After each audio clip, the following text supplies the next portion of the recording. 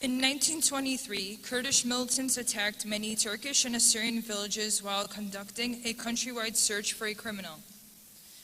The Turkish government claimed to have received a letter stating that he had sought refuge in a Christian monastery of Deir el-Salib. The information was false. The government immediately sent a large army and demolished the monastery, home to many under religious vows, massacring the innocent inhabitants and other visiting Assyrian villagers. Later that same year, a group of Assyrians who had gone shopping in Kirkuk were suddenly attacked by Turkmen butchers with their knives. Many innocent men and women were wounded in the attack. Additionally, 2 Assyrian children were killed. Incidents like this became very common and occurred regularly. The Assyrian people could not trust anyone, not their government or their neighbors.